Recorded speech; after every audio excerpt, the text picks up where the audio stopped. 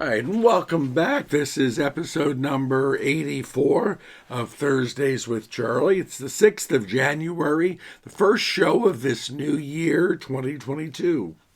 I have to apologize for my raspy voice today. Something happened like on New Year's Eve. It just started to go. And it seems that when I try to get a little bit louder, it disappears even more. So hopefully this will be the only week we'll have to deal with this raspy voice. It's funny, last weekend, I usually begin my sermons with another awesome week here in paradise. And I guess because of my voice not being up to par, and I probably skipped it at one or two of the masses, but I had people calling me during the week and saying, is everything okay? You didn't say another awesome week in paradise. I think it was just that either you didn't hear me say it because of the voice was so low, or I actually skipped it. The nice part about it is, my gosh, you listened to me, and I really appreciate that. That is such a neat thing for a priest to realize. One more reminder, we're just 11 months away from our Christmas party in 2022. Again, I'll remind you of the date, the 9th of December, 2022, and we're looking forward to that already. And our calendars have come in, so if you did not get one this past weekend, our 2022 calendars are in. They're available up at the church, and we'll have a set of them available at all the masses down at the Riverside this weekend. And we're back to normal schedule this weekend. The 4 p.m. on Saturday at the Riverside, the 6 p.m. at the church, and on Sunday, the 8 a.m. at the church, the 10 and the 12 at the Riverside. So calendars will be available at all of those masses for those who have not yet received them. Also, we have a couple, and I mean probably about a dozen of the Bishop Sheen books available. We're going to leave those up at church. If you'd like one and you didn't get one, please stop by church until they're gone. We're very pleased that we were able to provide them and give them out to you for Christmas, and I hope that people are enjoying them. And this past week, if you notice, we did a little thing on Maine as far as passing out literature. When I wrote to the states to get ready for the Christmas party, many of the states sent way too much items. And so we received hundreds and hundreds of items from the state of Maine. So we still have a few of the maps of Maine left. I will make these available this weekend for anybody who might want it. In these days, it's a little bit hard sometimes to find a map, and if you can use them, we'd appreciate you taking them home with you. The other states that provided an enormous amount of stuff were Wyoming, which provided 1,000 placemats, but I was able to find a home for those. Arizona, which provided several boxes of wonderful literature, including maps, and a great edition of the Arizona magazine, which we're going to make available this weekend at the Riverside and at the church. So we'll have that. But we also have a supply of items from West Virginia and from Ohio. So in future weeks, we'll be accenting the different states and making sure that they get passed out. Maybe school teachers could use them. Maybe families that came from those states might be interested. We also are going to begin this weekend selling tickets for our show on February the 6th. Comedian Kayvon, who we had here on July 4th, is going to be doing a wonderful show for us over in the Garza Center, 4 p.m. Nevada time, and that will be on Sunday, February 6th. Tickets go on sale this weekend at all the masses. They'll be $15 each, and we look forward to having a great crowd, especially now that our snowbirds are pretty much back in town. Since we have the Arizona literature, I thought I would look up some information on Arizona, and I had an absolutely wonderful week dealing with this online and in my other sources, finding some things about our neighboring state of Arizona. And so I pass them on to you. If you live in Arizona, maybe you know some of these already. If you don't, perhaps it's interesting to find out about them. Arizona became the 48th state of the United States, joining the Union on February 14th, Valentine's Day, in 1912. What a wonderful Valentine's gift. Became the 48th state, and most of us grew up knowing the 48 states of the United States. In fact, it was about 50 years later, in 1959, that the last two states were added, and that was Alaska and Hawaii. But for most of the 20th century, there were 48 states, and Arizona was the last state to be added at that point. Coming in again, Valentine's Day, 1912. Arizona is home to the Grand Canyon. And if you look at a list of the natural wonders of the world, Grand Canyon is the only one of the natural wonders of the world that's located in the United States. And an interesting fact about Grand Canyon is very, very old. And in fact, they said it's so old that you would not find any dinosaur fossils in the stones of Grand Canyon because it predates the dinosaurs. Those stones, that canyon was formed prior to the dinosaurs inhabiting the earth. So there's no fossils found in the rocks of Grand Canyon. It is on the list of one of the 7 natural wonders of the world. And when I saw that designation, I said, well, I wonder what the other 6 natural wonders of the world are. So I had to go and look them up, and I was very pleasantly surprised, and maybe you're be interested in learning this as well. Grand Canyon, the only one of the 7 natural wonders of the world in the United States, and that's located in our state of Arizona. The Great Barrier Reef in Queensland, Australia, is one of the great 7 natural wonders of the world, an absolutely beautiful area. The harbor of Rio de Janeiro is considered one of the 7 natural wonders of the world. Victoria Falls over in Zimbabwe is considered one of the 7 natural wonders of the world. Mount Everest is one of the 7 natural wonders of the world. And the Aurora Borealis, the Northern Lights, are considered one of the 7 natural wonders of the world. And the last one is the Parakoutin Volcano in Mexico, about 200 miles west of Mexico City. Now, when I saw that on the list, it really sparked my memory because the Parakoutin Volcano began erupting on February 20th, 1943, and it continued erupting for 9 years, did not cease erupting until the 4th of March in 1952. And it's considered unique among volcanoes because scientists have actually got to study the entire life cycle of a volcano with the Parakoutin Volcano. They saw it began, and they watched it through 9 years of eruption, and they saw it go dormant. The entire life cycle has been documented. And the interesting thing for me about it is I was there. I actually got to see the Parakoutin Volcano. And here's how it happened. In the mid-1950s, 1956, my father took a 6-week vacation from work and decided that my mother, myself, and my father would drive from New Jersey through the United States down to Texas and then into Mexico. And so we took this wonderful 6-week journey. And we drove and had a really amazing time.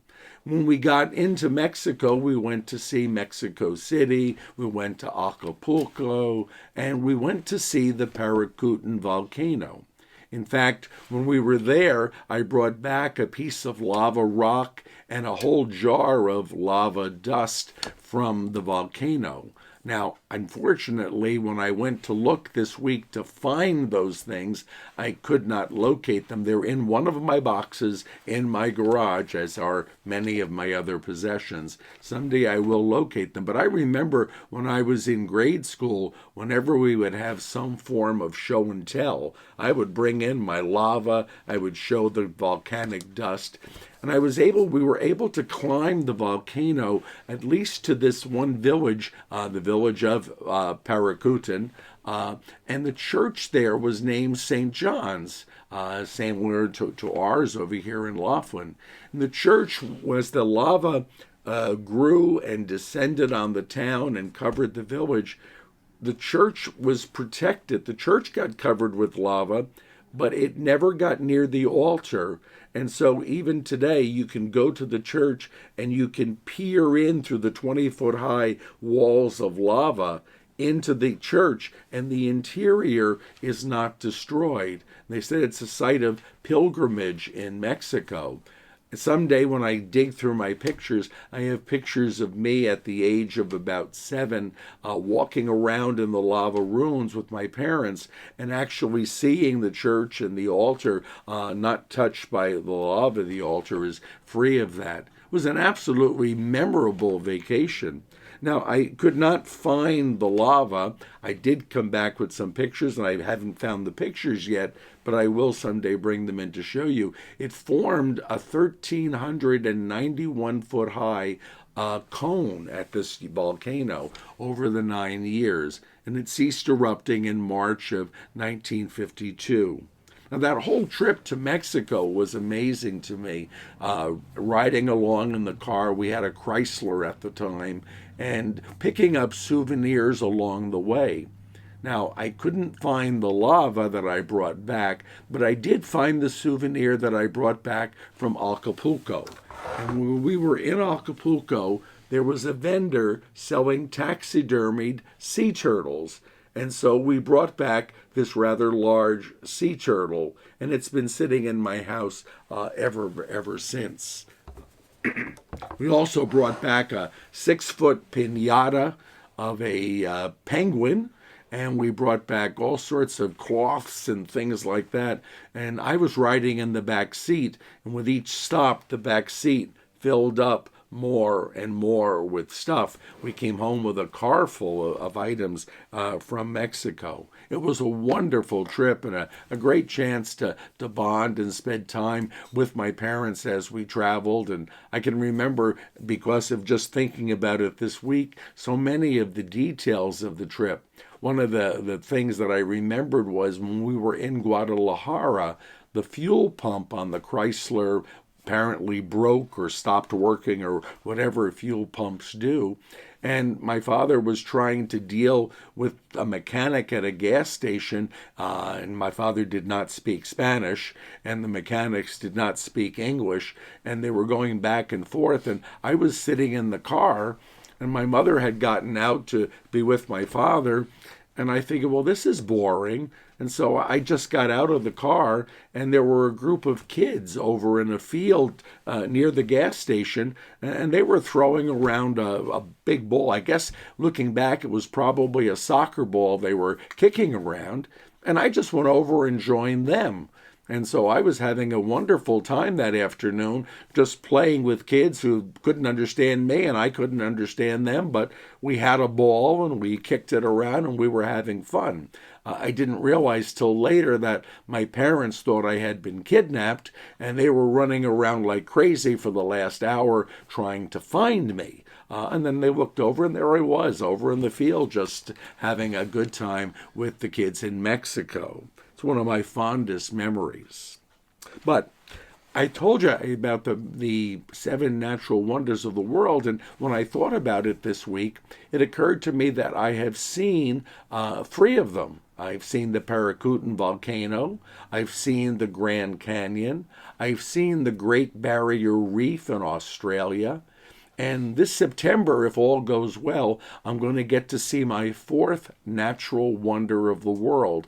I'm planning to go up for a week or so to Fairbanks, Alaska, and to see the northern lights, the aurora borealis. So I'm looking forward to that. So I will have seen 4 out of the 7 natural wonders of the world, and I hope to come back with some great pictures to share with you.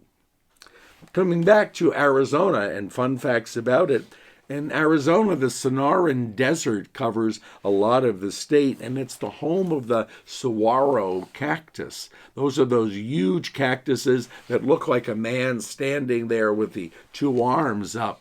Those cactuses are ancient and they're beautiful.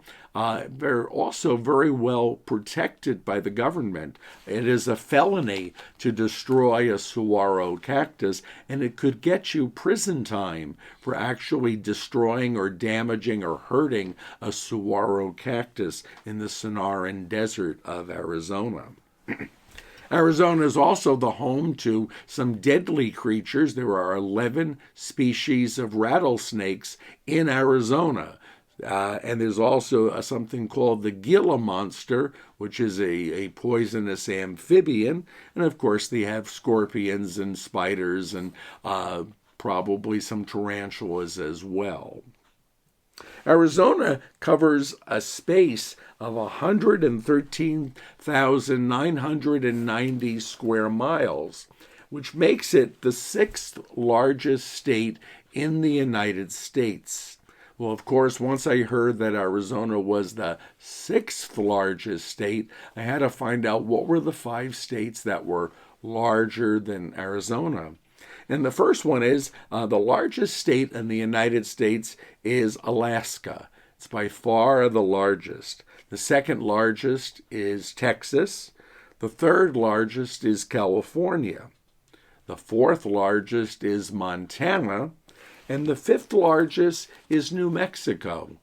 For some reason, I just never think of New Mexico as being so huge and large, but it is larger than Arizona, and it's one of the top 5 largest states in our country. The state mineral of Arizona is copper. In fact, Arizona is the largest copper-producing, copper-mining state in the United States. And its state gemstone is turquoise, beautiful blue-green stone that is so prized by the native peoples and is so connected with our history here in the Southwest. Nevada, you know, is known as the silver state, and we do produce a lot of silver, but Nevada actually produces more gold than any other state in the United States. Back to Arizona. Route 66, much of it runs through Arizona, America's highway. It's absolutely beautiful, and we have long stretches of it going right near us in Laughlin. It runs through Kingman and through Oatman, and we can even stop and visit some places along it. They're very well marked out in the village of Oatman and the city of Kingman. Arizona has 3 languages that are spoken by vast numbers of people within the state. The first one, obviously, is English, and the second language is Spanish by the number of people speaking it. The third language is Navajo. The Indian language, the Navajo language, is the 3rd most spoken language in the state of Arizona. And in fact, the capital of the Navajo Indian Nation is located in Arizona, and vast stretches of the Arizona land is given over to Native American reservations, as well as a good deal of federal land as well. You know how much I love food and I'm interested in it. A particular food was invented in Arizona, and that was a number of years ago when they invented the chimichanga. It's not actually a Mexican food. It's basically a burrito that has been deep fried. It's absolutely delicious. And the chimichanga is one of the food creations of the state of Arizona. And Arizona's motto, and I think we had mentioned this before on the show, is Ditat Deus, God enriches. Ditat Deus. I think that's a beautiful thought. It's almost a prayer. God enriches. That's one of the things we pray for in the new year, to be enriched by the Spirit of God in our lives. And the nickname for Arizona is the Grand Canyon State. So when you come to church this weekend, be on the lookout to pick up some literature or map of Arizona, maybe find some tourist places to visit, maybe find out some more facts about that wonderful state that you don't know. This past Sunday, which was the 2nd of January, right after New Year's Day, I get invited over by Father Henry to Needles.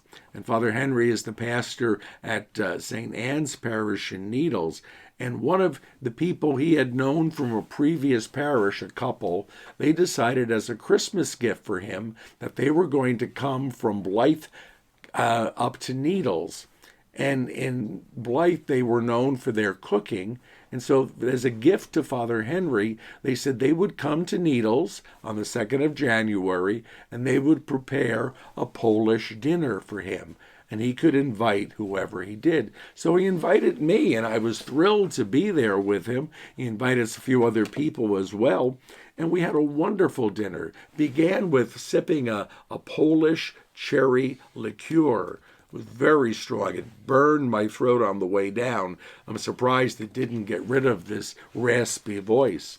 We then had sauerkraut filled with lots of bacon and some sausages in it, great mashed potatoes, and some green beans, which were also cooked with bacon in them, and warm applesauce to go with everything, and then some pieces of chicken and kielbasa as well. We ended it with a typical dessert, not for Poles, but for many other people, and that was pineapple upside-down cake. That was homemade. It was absolutely wonderful. Well, then after dinner, Father Henry and I got talking, and we found out that we both used the same bulletin company, and we both got exactly the same calendars. And so I have plenty of these calendars, and Father Henry has exactly the same calendar. So I said, if you run out of calendars, I think I've got some extra. You could just put a label over the bottom and say it's St. Anne's, and it'll look exactly like the ones you gave out. We also got talking about our Mass schedules. We have Mass here at 8 o'clock in the morning at St. John the Baptist on Monday, Tuesday, and Friday. St. Anne's has an 8 o'clock Mass on Wednesday, Thursday, and Friday. So for some of our people, if you'd like to attend Mass each of the 5 days of the week, make a suggestion. It's at 8 o'clock at St. Anne's, the same time it is here at Laughlin. And so on Monday and Tuesday, we have Mass. On Wednesday and Thursday, you could go down and join St. Anne's for Mass. And on Friday, we're back here for Mass as well. I think it's a nice drive. It took me about 35 minutes going down there to get to the church, and it's an absolutely beautiful little church. So maybe for the new year, make a little trip down there. We are going to plan a trip down to Needles to go see the Garces Station, and we'll probably stop over at St. Anne's as well when we make that trip. It's time for Pascal to come down and join us, and he comes down with a very appropriate thing in light of what we've said about Arizona. Ditat Deus, God enriches. We pray that in this new year, 2022, God would continue to enrich all of our lives. God bless. See you over the weekend. Have a wonderful week.